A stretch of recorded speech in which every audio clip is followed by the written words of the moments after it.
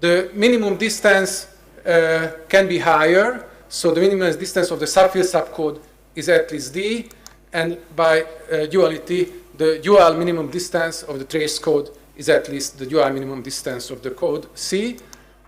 Whenever you have a threshold decoding algorithm for the original code C, then it will also work. It will be a decoding algorithm with the same threshold for the subfield subcode. Now, which is a hard problem, is to tell the true dimension of subfield subcodes, or by duality, the same problem is the true dimension of trace codes. What we know is this upper bound for the dimension of a trace code, which is very easy to see because you would take a basis for C, and then you take a basis of the large field over the small field, and you multiply these elements together, then you get a generating set for the trace code, but it is not necessarily linearly independent. And by duality, you get this lower bound for the dimension of the subfield subcode. And you can, if you still remember the title of our talk, I speak about maximum trace dimension. So we are interested in codes where for the trace code you have equality here with this upper bound. There are many papers on the true dimension of subfield subcodes, but most of them focus for special constructions. For example, a series of papers by Veron, or recently Barn and co-authors on the parameters of the so-called trace GOPA code class. So these are GOPA codes where the parameter, where the GOPA polynomial has this trace polynomial shape. Okay, if you put together these two concepts, generalized Reed-Solomon codes and subfield subcodes, then you obtain the class of alternant codes. And the subclass of it is the class of GOPA codes.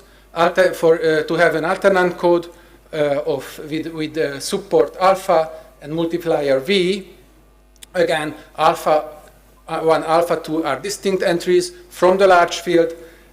Q to the M, V1, V2, and so on are non-zero entries from the large field. And T is an integer, and an alternate code of degree T with support alpha and multiplier V is just the subfield subcode of the dual of the generalized Reed-Solomon code GRST alpha V, or equivalently the dual of the trace code GRST alpha V. The threshold decoding algorithms from the generalized Reed-Solomon code inherit to the class of alternate codes with threshold T over 2.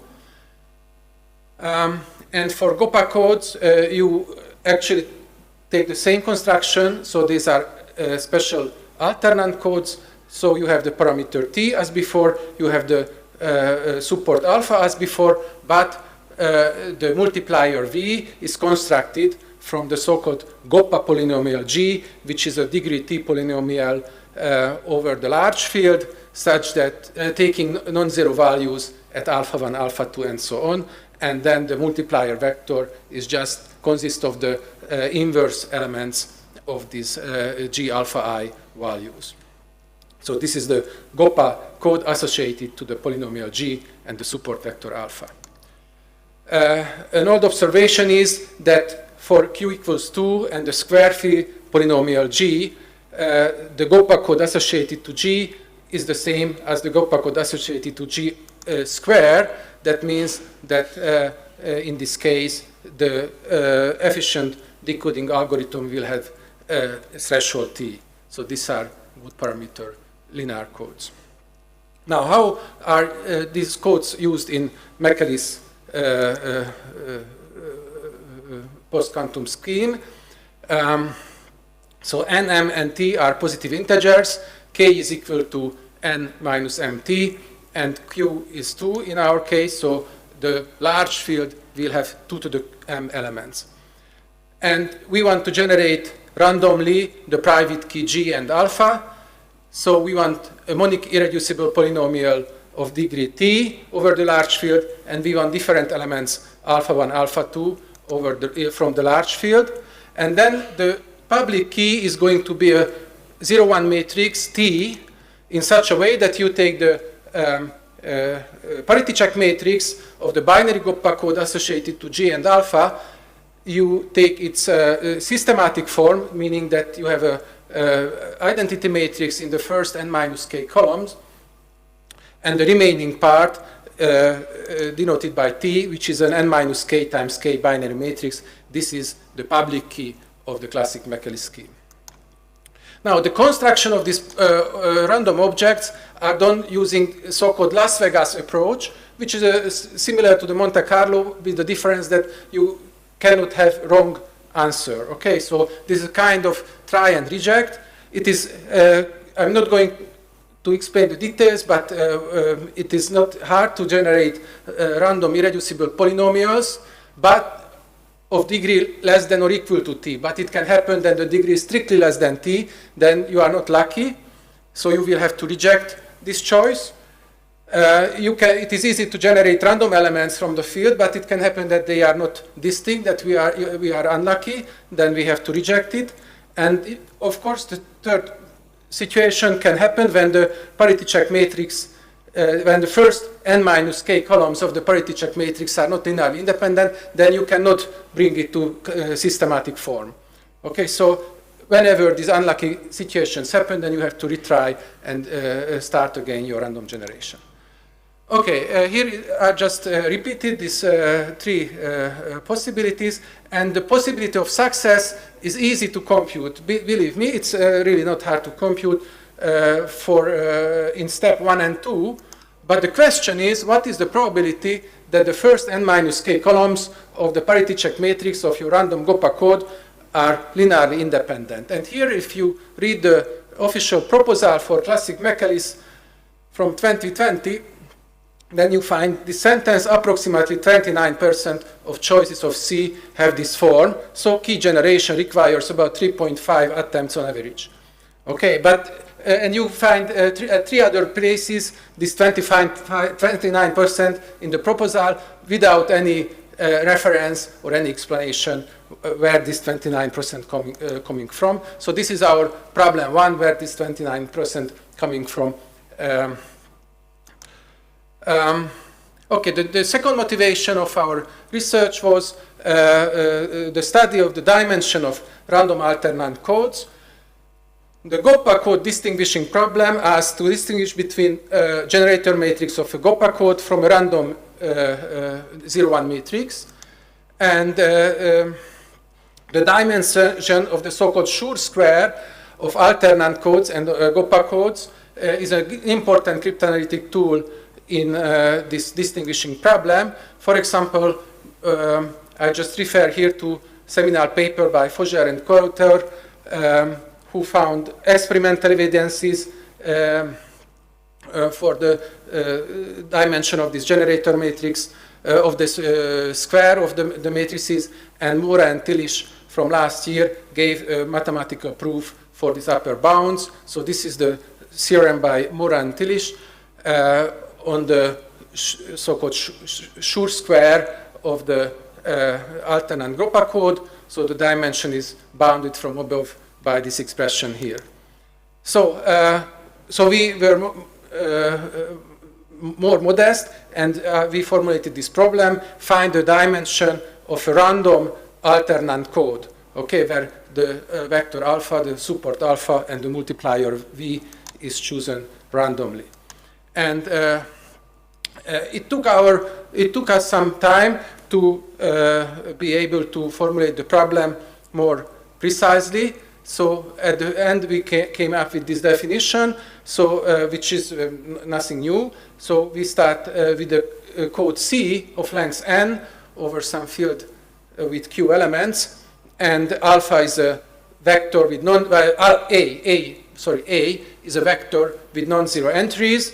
Then we define the code C sub A such that we multiply each coordinate of the code words by alpha 1, alpha 2, and so on. And here, as I used this terminology. Already A is a multiplier vector. Actually, this is related to the concept of monomially equivalence. Two codes of the same length are called monomially equivalent if one can be obtained from the other one by this multiplier vector technique. Monomially equivalent codes have the same parameters, and the generalized Reed-Solomon code is just obtained from the Reed-Solomon code using the multiplier vector V. Okay, and the maximum trace dimension property, as I already mentioned,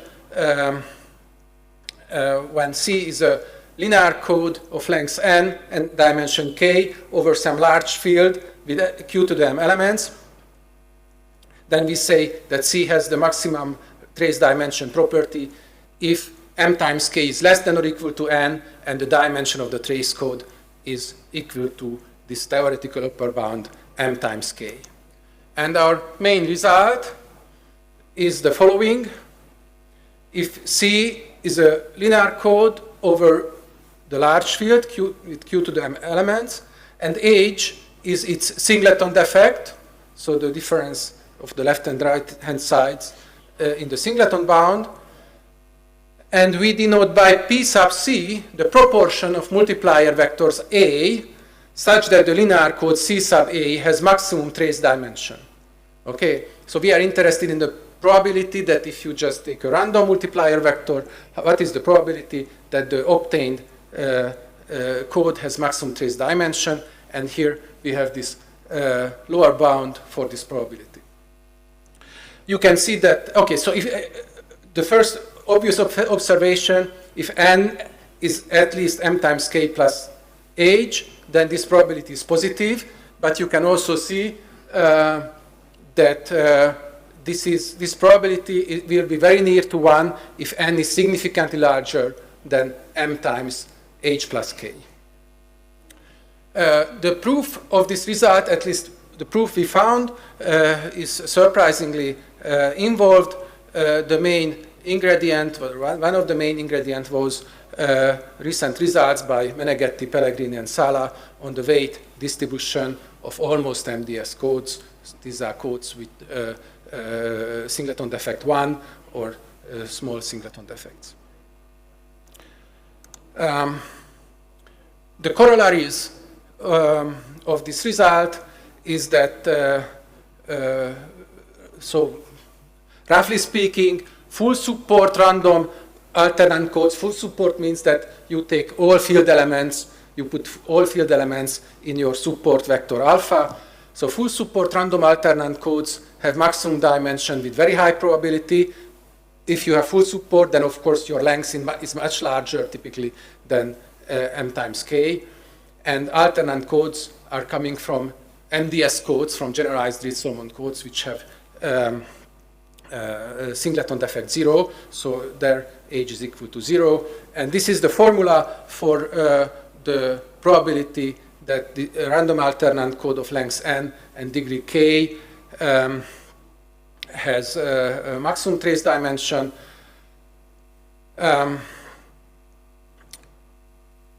Yeah, and again, when n is strictly much larger than m times k, then this is a value very, very close to 1, which was already observed many times by different authors. And we can also apply this result for AG codes, because for AG codes we have good bounds for the minimum distance and for the singleton defect. So this is the formula for AG codes, where you only use the degree of the field extension and the degree of the underlying divisor.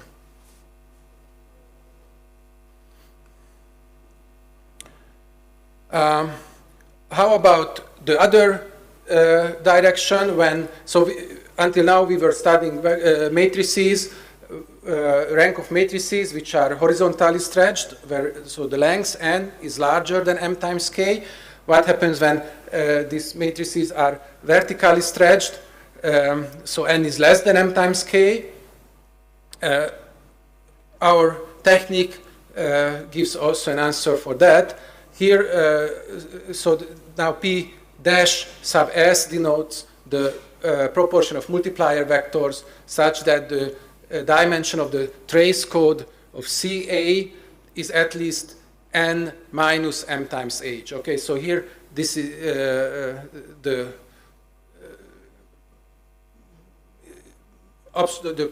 direct analog would be just n here, but here for different reasons it's more natural to write n minus mh. And then we have this lower bound for the probability of having maximum, so large, not maximum, but large trace dimension.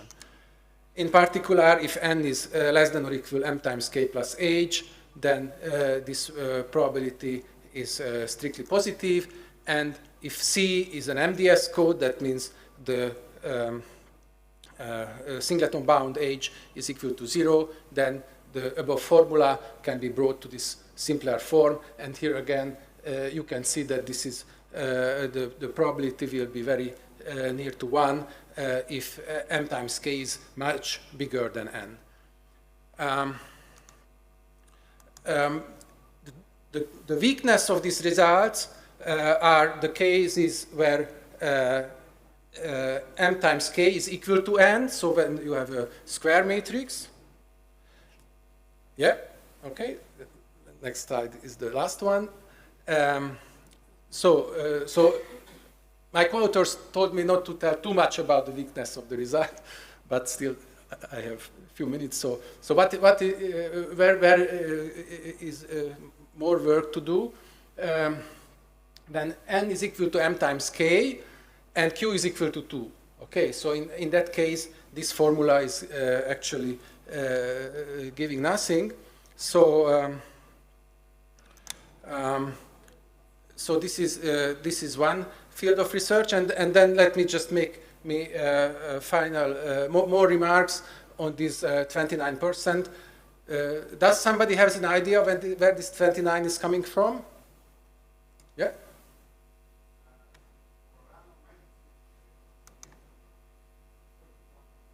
Yes. Exactly. So if you take, you generate uniformly random entries of an n by n matrix, then when n is large, the chance that you get a invertible matrix is given by this infinite product, which is also called the Q-Pohammer symbol. And for q equals 2, this value is 0.2887 and so on. So this is which was okay. So this is the 29%, but I really see no evidence at all why for random GOPA codes the same probability should hold. So this certainly needs some mathematical proof, and also for random alternate codes of this in this case of square matrices n equals m times k. And we also performed some further numerical experiments with q equals 2 and n equals mk for two classes of codes, for Reed-Solomon codes with singleton defect 0, and for algebraic geometric codes coming from the Hermitian curve with relatively large singleton defect. And independently of the singleton defect, it seems that this 29% is showing up everywhere. So this is the final motivation for our further research, and I thank you very much for your attention. Thank you very much. So, okay, thank you. Let's go ahead. And the next speaker is Marco Timpanella on a generalization from the Perugia University. On a generalization of the linear Lutzik curve of Suzuki type and application to AG codes. Thank you for the introduction, and I also want to thank all the organizers for giving me the opportunity to give this talk. So today I will talk about coding theory and more specifically algebraic geometric codes. So a family of linear codes that arise from algebraic curves. So here you can see how the presentation is organized. First of all, I will introduce the two main mathematical objects that come into play when we talk about AG codes. So on one side, algebraic curves, and on the other side, linear codes. And then I will show how they can be mixed together to get AG codes. So I will show the construction of these codes, and I will try to explain why we should be interested in the construction of such codes. And then in the main part of the talk, I will introduce Weierstrass semigroups, which are a fundamental tool if you want both to evaluate the performances of a certain AG code, but also if you want to optimize constructions in order to obtain good AG codes. And in doing so, I will also show some examples, some constructions where Weierstrass semigroups come into play. Okay, so I would like to start with what is an algebraic curve, and also introducing the notations that I will use throughout the talk. So from now on, K will be an algebraically closed field of positive characteristic P, and X will be an algebraic curve, so an algebraic variety of dimension 1, embedded in a projective space of a certain dimension R over the finite field, over the field K. So in other words, X is the set of common zeros of a certain number of homogeneous polynomials in R+1 variables. And two technical conditions that we require on this object are the absolutely reducibility and the non-singularity. So when we have such an object, so when we have an algebraic curve, we can attach a number to this curve, actually a negative integer, which is called the genus of the curve. And the definition, the formal definition of genus of a curve is quite technical, so I will skip it, but it is sufficient to know that it is a very important number attached to an algebraic curve, and it is a birational invariant of a curve. And as we will see also throughout the talk, when we talk about curves, the genus appears very often.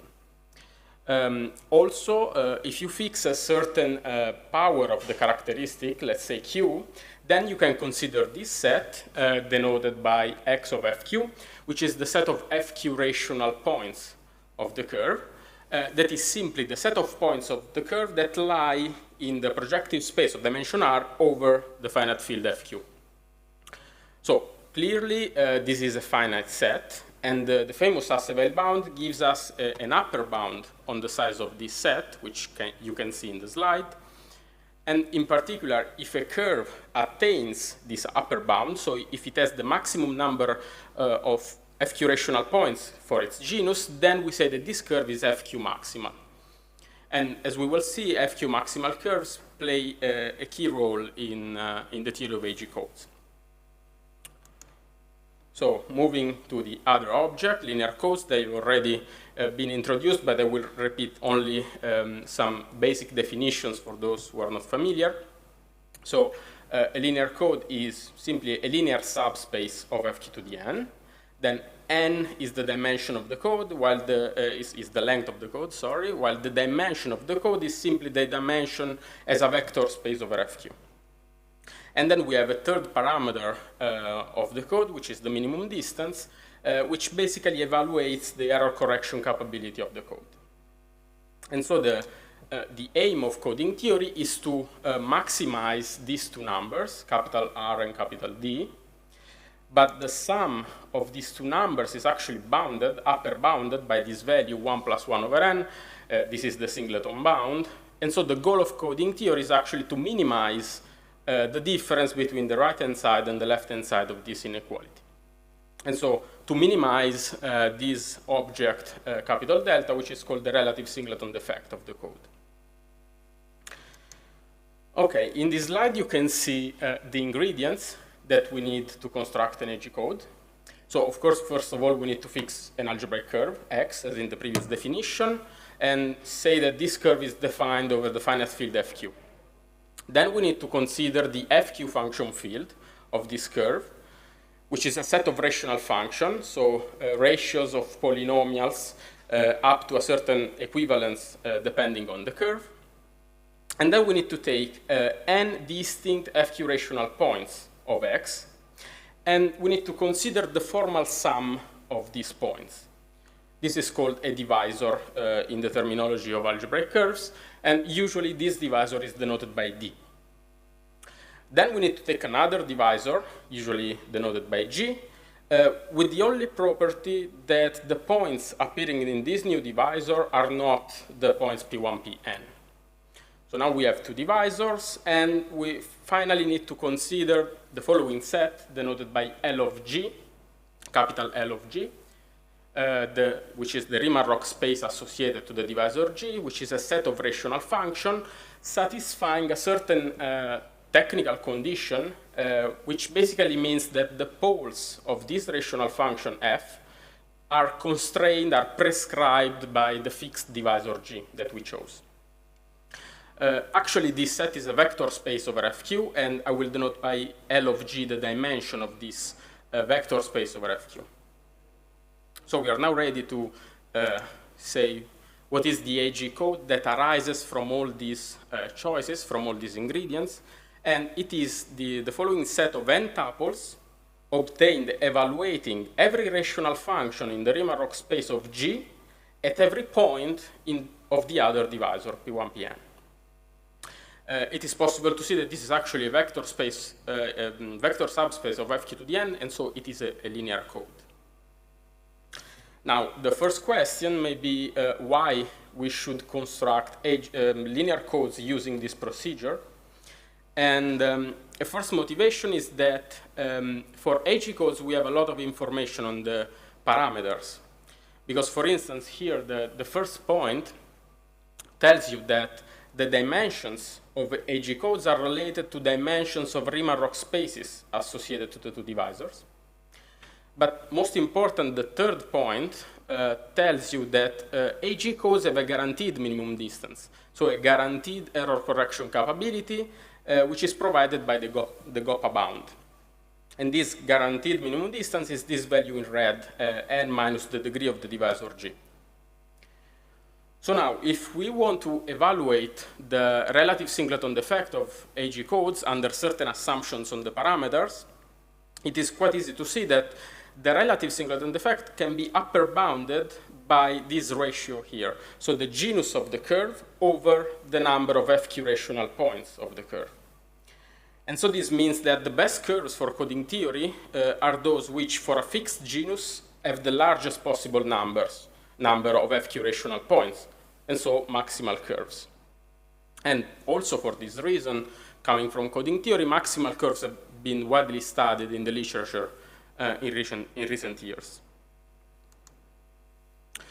Then, as usual, in coding theory, when you have a linear code, you can take the dual of this code, you have another linear code. And in the particular case of AG codes, also for duals of AG codes, we have this nice information on the parameters. And in particular, we have the nice lower bound on the minimum distance of duals of AG codes. So I hope this explains why we should be interested in the construction of these codes. But then another question is, how can we construct good performing AG codes? And to answer this question, I want to introduce the concept of Weierstrass semigroup. And I want to introduce this object starting from the easiest case, but also from the most studied case, actually. That is the case where the divisor G is simply a multiple of a certain point Q of the curve. So G is said to be a one-point divisor.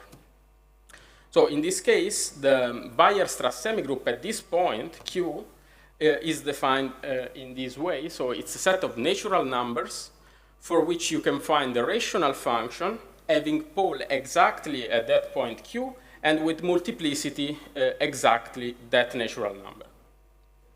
This set is a semigroup, so its complement in the natural numbers is a finite set, and we say that the complement of the semigroup is the set of gaps at Q.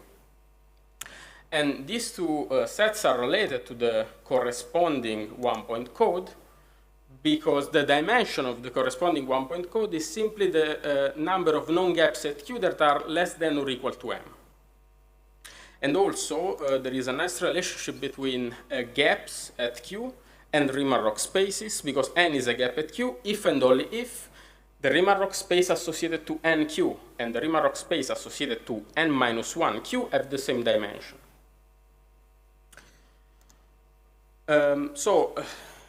Knowing the Weierstrass semigroup at one point of the curve gives us a lot of information on the parameters of the corresponding one-point code, but the computing explicitly such semigroups is not always easy. For instance, consider this example, this curve X. This is a very famous example of a maximal curve. This curve is FQ to the 6 maximal, and it is the so-called GK curve. It was introduced by Giulietti and Korchmaros in 2009. And in that paper, Giulietti and Korchmaros also compute the Weierstrass semigroup at an FQ squared rational point of the GK curve. And as you can see, it is generated by those three numbers. Then 9 years later, Belen and Montanucci managed to compute the one-point Weierstrass semigroup at an FQ to the 6, but not FQ squared rational point of the GK curve. And as you can see here, the picture is a bit more involved, because here we have a total number of Q plus 2 generators.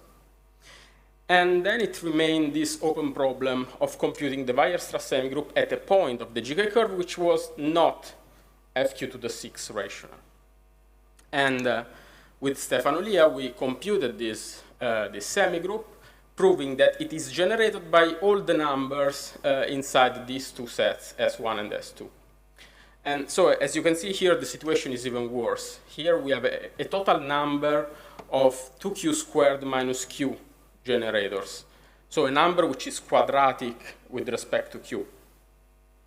And in this paper, we also used the knowledge of this semigroup to construct AG codes with a certain relative singleton defect going to 0 as q goes to infinity. Let me show you another example.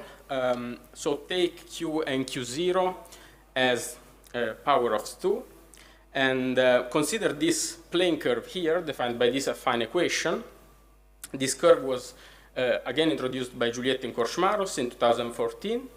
And in the particular case where S, one of the parameters, is 2h plus 1, then this curve is very famous. It is a well-known and well-studied example of FQ to the 4th maximal curve, because it is the Suzuki curve. And so this family of curves can be considered, in a certain sense, a generalization of the Suzuki curve. Now, these curves are not FQ maximal, but the number of FQ rational points is q squared plus 1. And this number attains another bound on the number of points. So it makes sense to say that this curve has many points. And so it makes sense to study AG codes arising from this curve. So I studied the Weierstrass semigroup at the unique point at infinity of this curve, proving that it is generated by these numbers here. And in particular, the knowledge of the Weierstrass semigroup allowed to prove that this curve equipped with the point at infinity is an example of Castle curve over FQ.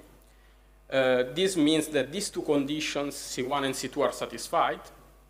That is, the semigroup is symmetric, so twice the genus of the curve minus 1 is an element of the semigroup, and another condition involving the number of points of the curve and the structure of the Weierstrass semigroup. So as you can see, the definition, the property of being Castle really depends on the structure of the semigroup. And this property was, being Castle, was introduced by Munuera, Sepulveda, and Torres in 2009, really to capture all those properties of an algebraic curve that give rise to good AG codes. And in particular, AG codes satisfying certain self-orthogonality conditions, which turns out to be useful from some points of view. So these two examples were examples of one-point AG codes, but then what if we move to this more general setting? So now the divisor G is a multiple of a sum of points of the curve, so it is a multi-point divisor. And, well, first of all, why should we move to this more general setting? Well, the reason is that in the literature it has been shown that we can actually obtain more performing, better AG codes in this way. And of course, if you want to work in this new setting, then the first thing is to generalize the concept of Weierstrass semigroup at one point to Weierstrass semigroup at several points. And this is a very natural way to make such a generalization. So here, as you can see, we are taking R tuples of natural numbers for which you find the rational function having poles exactly at those points, Q1, QR, with multiplicities prescribed by the given R tuple. In analogy, as before, we set the set of gaps as the complement of the Weierstrass semigroup, and as before, there is a nice relationship between gaps and Riemann-Roch spaces because Carvalho and Torres proved that a certain R tuple is a gap at Q1, QR if and only if you find a J inside this interval from 1 to R, such that these two dimensions of Riemann-Roch spaces are actually the same. But then what happens if this equality here holds for all J from 1 to R? Then we have very particular type of gap, which is called a pure gap. And pure gaps have been widely studied because Carvalho and Torres in the same paper proved that they provide a better estimate on the minimum distance of a certain AG code, actually a dual of an AG code. So here you can see the theorem of Carvalho and Torres that I'm talking about. It's a bit technical, but it says that, okay, fix two pure gaps, N and P, and assume that N is less than or equal to P, meaning N1 is at most P1, N2 is at most P2, and so on. And take this particular divisor G. So as you can see, the shape of this divisor G really depends on the two pure gaps that you fixed. Then Carvalho and Torres proved that if you can show that every R tuple between these two fixed pure gaps is still a pure gap, then you can use this nice lower bound on the minimum distance of a certain AG code, that is the dual of the code arising from the two divisors. And I say that this lower bound is very nice because the part in red that you can see is the usual GOPA bound. So it's something that we always can use. But the part in blue is an actual improvement over the GOPA bound, which is provided by the two fixed pure gaps. And so in order to exploit this result of Carvalho and Torres, in a joint paper with Gabor Korchmaros and Gabor Nagy, we considered the following setting. So we consider these two curves. These are two Hermitian curves, one of degree q cubed plus 1, and then the Hermitian curve of degree q plus 1, the most famous examples of maximal curves. It is easy to see that these two curves actually have the same set of fq squared rational points, and we take one of the two divisors, let's say t, as the sum of these fq squared rational points. Then we need to fix another divisor, and we take all the fq to the 6 rational points of the Hermitian curve of degree q cubed plus 1, which are not fq squared rational. And so in this way, we actually have two disjoint divisors, and we want to study pure gaps. We want to find pure gaps, so we studied Riemann-Roch spaces associated to the divisor T. We actually defined a set of natural numbers with the property that when we found a sequence of consecutive numbers inside the set, then we found a lot of pure gaps. This was the idea of the investigation, and after this investigation, we were able to choose in a particular way this number k in such a way that the theorem of Carvalho and Torres applies to a certain family of AG codes, and so we could use the nice lower bound on the minimum distance of these codes. So again, as before, the part in red, delta star, is the usual GOPA bound, but the part in blue is the improvement provided by pure gaps. And it is quite remarkable since it is in the order of q to the 4th over 2. So we compared the codes that we constructed with the existing literature, and in particular with the corresponding 1 point AG codes from the Hermitian curve of the same length and the same dimension of our codes, and we saw that the codes that we constructed actually perform much better, with an improvement which is at least in the order of q to the 4th over 2. Let me also mention this paper by Qing and Chen, where the authors proved the existence of Hermitian AG codes having the same length, the same dimension of our codes, but actually showing a better improvement over the GOPA bound in the order of q to the 6. But the point is that their result is only a theoretical result, so there is no actual construction of the two divisors, D and G, in order to obtain such a code. So I have some more minutes. What I would like to say, in the last part of the talk, is that actually the concept of Weierstrass semigroup at 1 point can be generalized in different ways. So this is the generalization of Weierstrass semigroup to several points that I used so far, but, and it is very natural. But actually, we can look at the Weierstrass semigroup at 1 point also in this way. So here, in this new way of looking at it, I'm taking rational functions that are regular outside Q, so having pole only at Q, and I'm taking minus the evaluations of that functions at Q. I repeat, this is only a different way to look at the same object. But then if you start from this Weierstrass semigroup at 1 point, then it is very natural to generalize it in the following way, in red, as you can see in the slide, which is called the generalized Weierstrass semigroup at several points, which has been introduced by Belen and Tutash in 2006.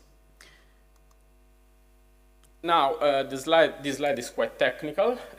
Here I'm assuming an easier case where G is simply a 2-point divisor, but what I want to say, what I want to stress, is that also the knowledge of this new version of the Weierstrass semigroup at several points can provide better estimates on the minimum distance of certain AG codes. Because again, Belen, in this paper of 2007, proved that if you know the generalized Weierstrass semigroup, then you can compute all these functions and numbers that you see in the slide, and knowing these numbers, you can construct good AG codes. And so, for instance, we applied this approach to a certain family of 2-point AG codes arising from this curve here. This is another famous example of maximal curve. This is called the Skabelund curve of Suzuki type, because as you can see, the first equation defining this curve is the equation of the Suzuki curve that I showed you before. And as before, we compared the codes obtained with the existing literature, and again, we compared these codes with the 1-point counterpart of the same length, the same dimension from the same curve, and these codes perform much better.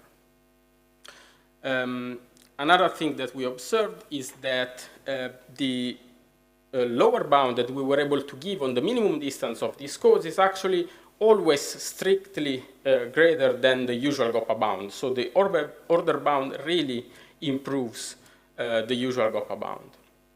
And so I hope this explains why it makes sense to study Weierstrass semigroups. And actually, there are also other generalizations that I didn't mention of Weierstrass semigroup at several points. And it is interesting how all of them provide improvements and allow to construct good and performing AG codes. So that's all, and I thank you for your attention. Thank you, Marco. And the last speaker for the session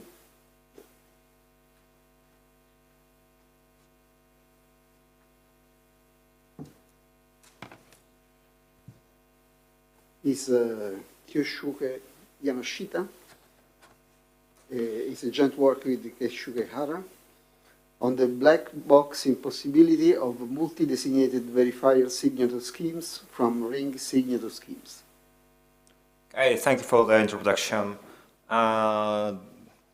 This work does not focus on specific mathematical structures such as Astrogen or lattice. I mean, we will consider more abstract layer of cryptography. So I hope you will enjoy my presentation. So first, let me summarize this work. It has been widely believed for about 2 decades that we can construct multi-designated verifier signature, MDVS, from ring signature in general.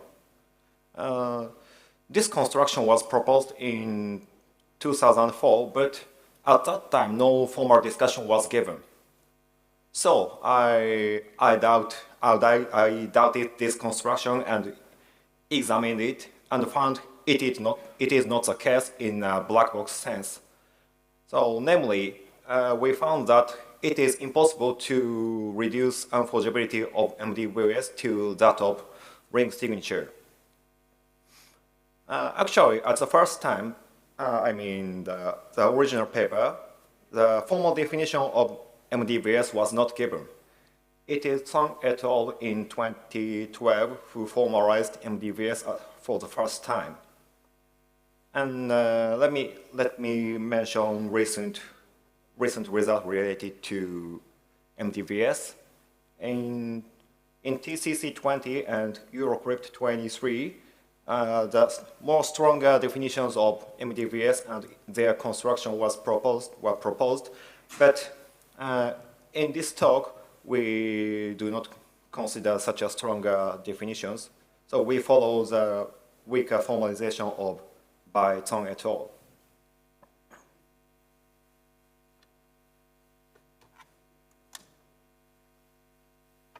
So before showing our main result, let me explain what black box construction and black box impossibility means.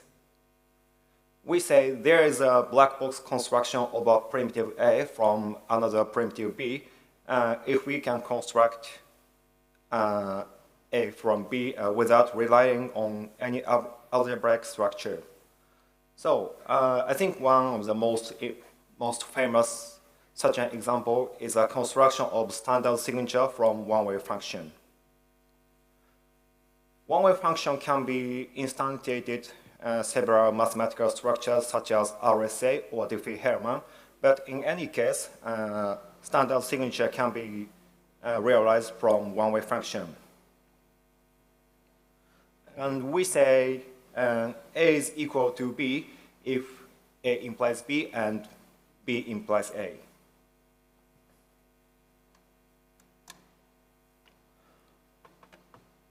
On the contrary, if we can prove that there is no black box construction of a primitive A from primitive B, we would say A and B are separated and denoted by like this. So I think one of the most famous black box impossibility result is a separation between key agreement and one-way permutation. But one caveat here is that if we rely on algebraic structures, we might be able to construct key agreement from one-way permutation. So I mean, black box impossibility only rules out generic construction of primitives. So we can see the essential relationships between primitives, like B is strictly weaker than A if A cannot be constructed from B and A implies B.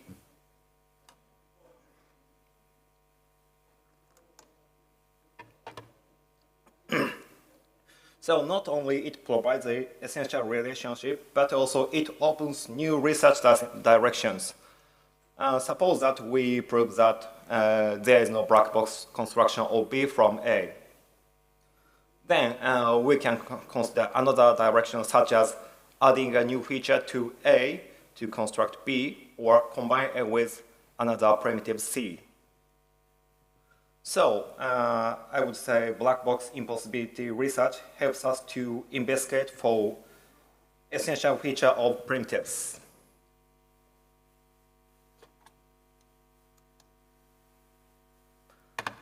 Now, let me explain the primitives which will be used in this work. The first one is MDVS. The left-hand side shows somewhat simplified syntax of MDVS. It has two key generation algorithms which outputs a signer's public key and secret key and a verifier's public key and secret key respectively. The signing algorithm takes a set of verifier's public key to designate those verifiers and outputs a signature.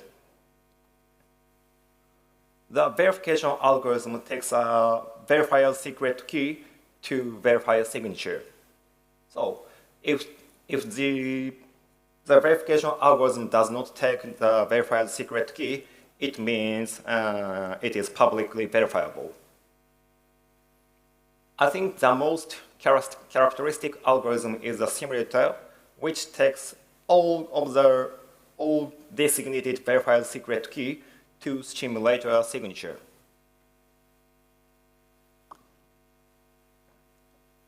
MDVS requires a sort of anonymity named off-the-record, or OTR for short.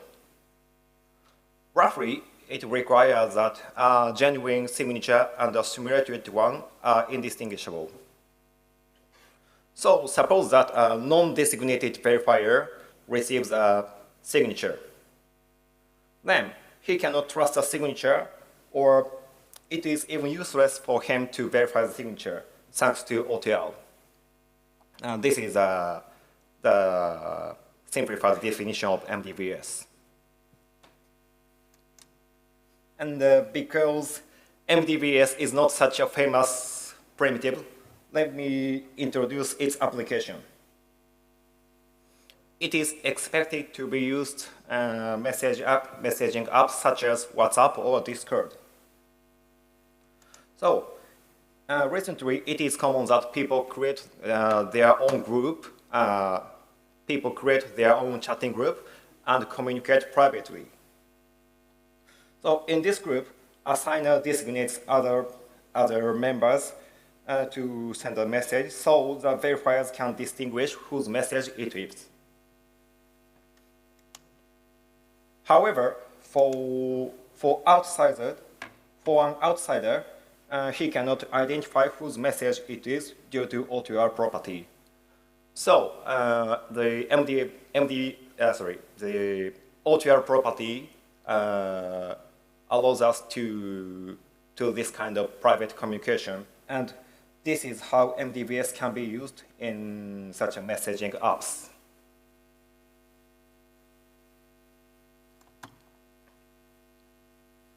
The next primitive is ring signature. It has three algorithms, and namely, the signing algorithm takes a set of public key or ring to output a signature. Here, the ring should contain the public key of the signer. And the ring signature requires anonymity, which means any member can create a signature on behalf of the ring. So, suppose that a verifier receives a ring signature. So he can identify, he can confirm that this signature was indeed created by someone in the ring, but he cannot identify who signed on it. Oh, this is a simplified definition of a ring signature.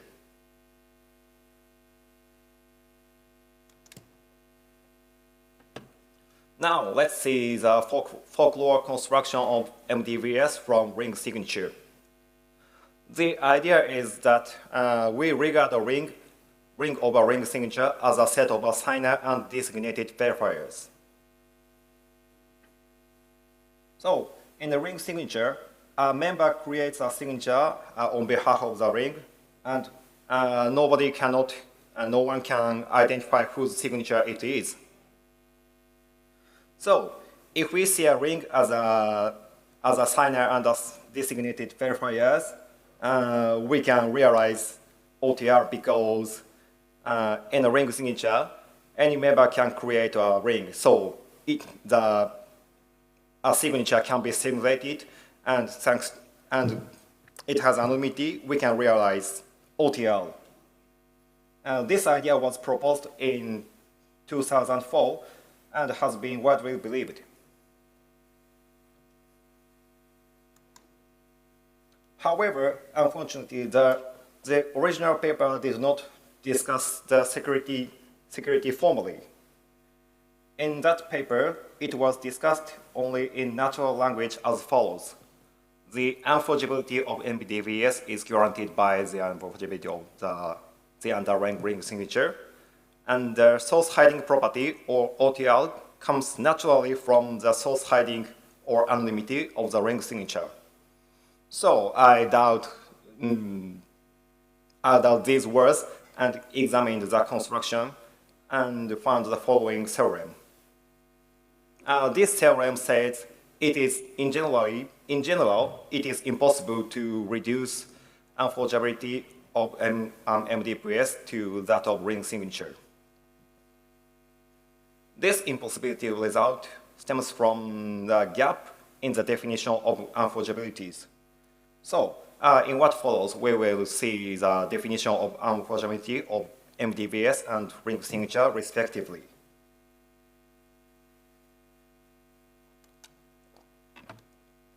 In what follows, we first introduce unforgeability and then provide the intuition behind our proof. However, I would like to emphasize that the definitions and proof are very simplified. Because I just want to capture the idea in this presentation. So, if we want to understand the proof perfectly, please read the article accepted by ZMC or this ePrint paper. Now let's see the definition of unforgeabilities. First, I said there is a gap between these unforgeabilities.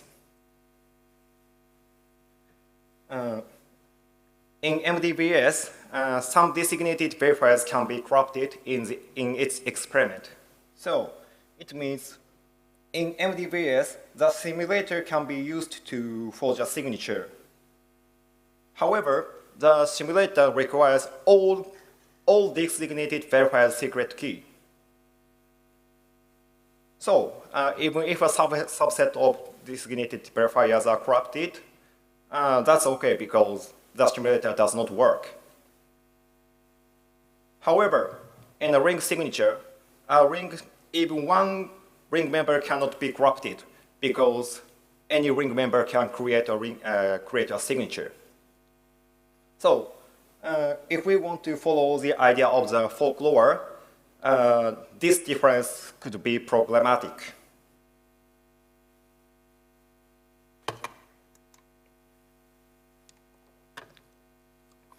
This is a simplified experiment or definition of unforgeability of MDVS. The experiment is conducted between MDVS challenger and MDVS adversary. The challenger first creates a signer's key pair and the verifier's key pairs, and choose the star of subset of the public verified subset, the verifier's public keys. And the challenger sends these public keys to the adversary. During the execution of the adversary, it can make several queries, and in particular, it is allowed to make a corruption query. A corruption query means that the adversary sends the verifier's public key to the challenger, and the challenger returns the corresponding secret key. And here, as I mentioned before, a public key in the subset D star can be sent to the challenger. And finally, the adversary outputs a set of message and a signature and wins if it passes the verification.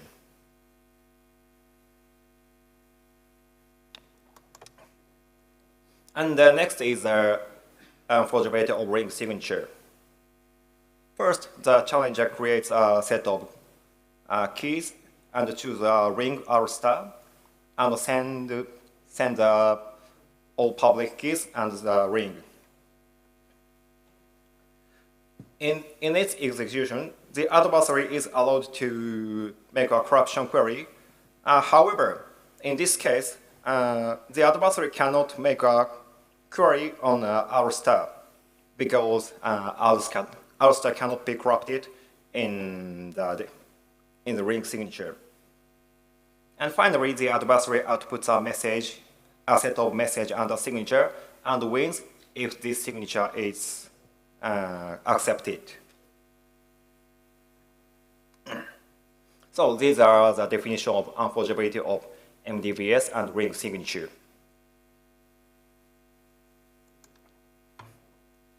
So before showing our proof, let me explain the notion of reduction.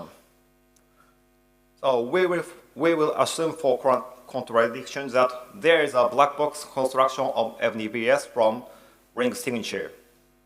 This means that an attacker against MDVS can be used to break the unforgeability of ring signature. More formally, the attacker against MDVS can be used in the experiment of ring signature. Basically, we will consider the ring signatures experiment between the ring signature challenger and the ring signature adversary. And in the experiment, the ring signature adversary simulates the experiment on MDVS by using the adversary against MDVS. Then, we will show that if MDVS adversary breaks the security, so does the ring signature adversary. So we will consider this kind of reduction in our proof. So this is a proof overview. We first assume for contradiction that there is a black box construction of MDVS from ring signature, whose unforgeability is reduced to that of ring signature. Then, by assumption, we can use an adversary A against the MDVS to break unforgeability of ring signature. However, we will show that if such a reduction exists, then we can construct another adversary B prime that breaks unforgeability of ring signature without assuming the existence of A. So, I mean, we can construct another adversary B prime that can break the security of ring signature alone. However, such a B prime contradicts the existence of ring signature, so contradiction happens.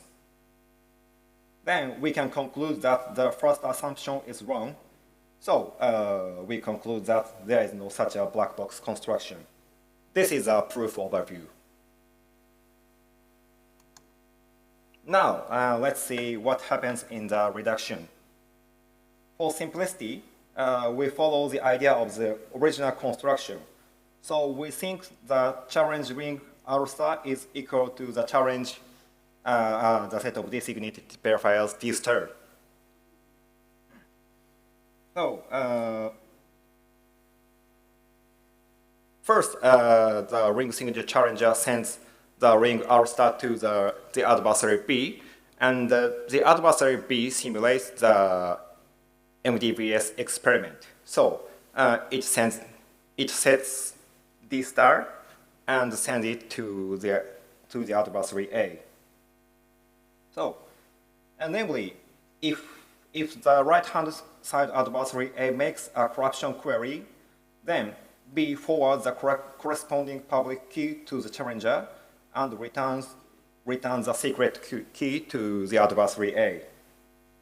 Now, we would like to consider the case when the adversary A makes the adversary A corrupts D star. So, suppose that A makes a query to corrupt a public key in D star. Does B forward it to the challenger? No, because the ring R star cannot be corrupted, and we are we are considering the case that R star is equal to D star. However, a correct answer should be returned to A because we are under the assumption that such a reduction exists. So, what is happening? The answer is that the adversary B is so powerful that he can compute a secret key by itself.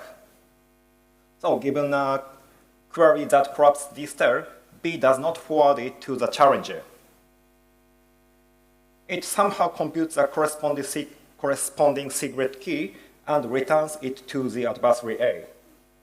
Of course, we do not know how B computes the secret key. But logically thinking, B must compute it as we are under the assumption that there is a reduction and R star cannot be corrupted. However, please recall that B and A are just polynomial time algorithms. So we can construct another adversary B prime that breaks unforgeability of the underlying ring signature without assuming the existence of A as follows.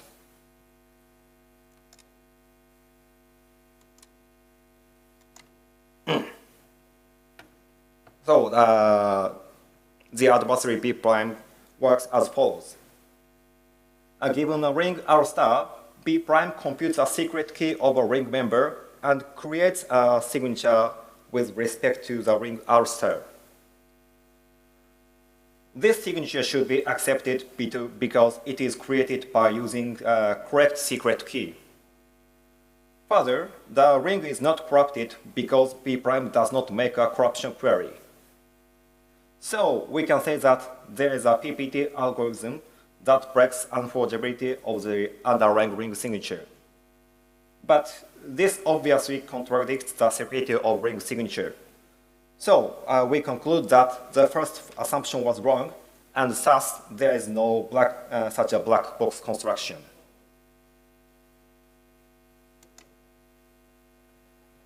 A side note of the proof here is that we only consider the simplest case in this presentation. I mean, R star is equal to D star. Further, the definitions of unforgeability is very, very simplified. So, in our full proof, we dealt with the case that R star is not equal to D star, or even they do not have any intersection. So again, if we want to understand the proof completely, please read my paper. And this is the conclusion and future work. Now, in conclusion, we have denied the prolonged folklore that we can construct an MDBS from ring signature in general. So we can argue that the construction of an MDBS based on ring signature is not trivial. Actually, this impossibility has been overlooked due to lack of formal discussions. So I want to emphasize that the importance of a formal discussion, even if it seems trivial. As future work, one possibility is to consider less weaker MDVS. In particular, we might be able to construct MDVS if designated verifiers cannot be corrupted in the unforgeability experiment. Further, we might be able to circumvent the impossibility if we consider more stronger ring signature, such as in the random walk model. And that's all from me. Thank you for your attention. Thank you very much. Thank you. So this concludes this session and also the first day of our conference. And Ok, allora, two practical matters. We have two problems. One problem is to arrive at the social dinner. The other problem to arrive here tomorrow. So let's start from problem number 2. Okay, tomorrow official starting time is 9, but we are divided into 3 rooms and registration starts at 8.